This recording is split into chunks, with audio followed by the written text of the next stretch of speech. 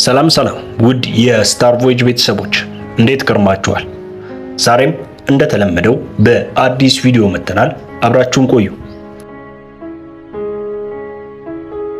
በዛሬው ቪዲዮአችን ላይ ለኮከቦች ተስማሚ የሥራ መስክን እንጠቁማለን። አብራችሁን ቆዩ።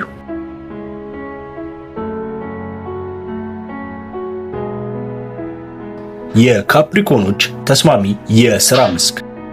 የካፕሪኮን ኮከብ ከታህሳስ 13 እስከ ጥር 12 ለተወለዱ ነው።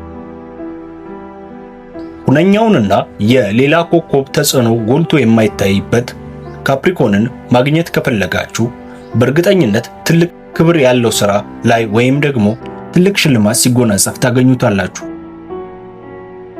ካፕሪኮኖች በሕይወታቸው እንደ ትልቅ ነገር ማግኘት ይፈልጋሉ። እነሱም ስኬትን፣ ትልቅ ስኬት የሚገኝበት ሥራ ሲያገኙም ትልቅ ስኬት ነው የሚሰማቸው፣ ያማልላቸዋል። ነገር ግን ስሜታቸውን ያገናዘበ የሰው ፕሮሞሽን ይፈልጋሉ። ትክክለኛ መረጃ ላይ የተመሰረተ ፕሮሞሽን፣ ትላልቅ ተልእኮና ግብ ተሰጥቷቸው የሚሰሩት ሥራ ይወዱታል። በአስተማማኝ ሁኔታ ይጨርሱታል። ካፕሪኮኖች ትልቅ ምኞት አላቸው። ደስተኛ መሆንም ከልብ ይፈልጋሉ። ገደብ ያላቸውና በአቋማቸው ጽኑ ናቸው። የፈለገው ጊዜ ይውሰድ እንጂ አንዴ ከቆረጡ ነው። ለመለወጥ ይሰራሉ።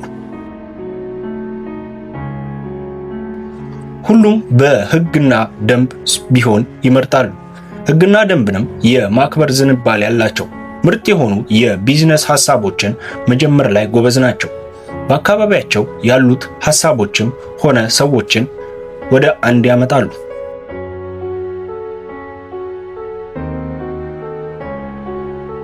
የካፕሪኮኖች ጥሩ ጎን፣ ጥሩ ምኞት፣ ትልቅ አቅም፣ ታጋሽ፣ በሕግ የሚሰሩ፣ አካሄዱን አዋቂና ተወዳዳሪ እንዲሁም ማንኛውንም ሥራ ቢሰጣቸው አሪፍ አድርጎ መስራትን ይፈልጋሉ።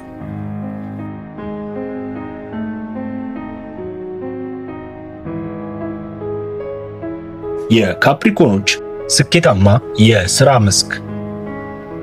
ካፕሪኮኖች ፋይናንስ ላይ፣ ቢዝነስ አስተዳደር፣ ዶክተር፣ አሰልጣኝ፣ ማናጀር፣ ባንከር፣ የኮምፒውተር ባለሙያ፣ ስቶክ ኤክስፐርት፣ ኢንቨስተርና እንዲሁም ጥሩ የሥራ ፈጠራ ሰው መሆን ይችላሉ።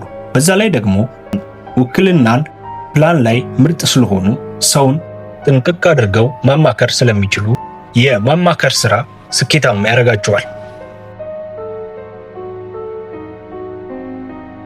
ለካፕሪኮኖች ተስማሚ ያልሆኑ ስራዎች፣ ምንም ጥቅሙ ሳይታወቅ በድፍረት የሚገቡበት ስራም ሆነ ቢዝነስ ብዙ ዋጋ ያስከፍላቸዋል።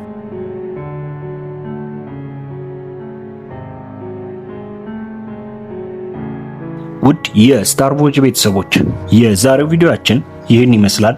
ቪዲዮአችንን ከወደዱት ላይክ፣ ሼር፣ ሰብስክራይብ ማድረጉን አይርሱ። ሰላም።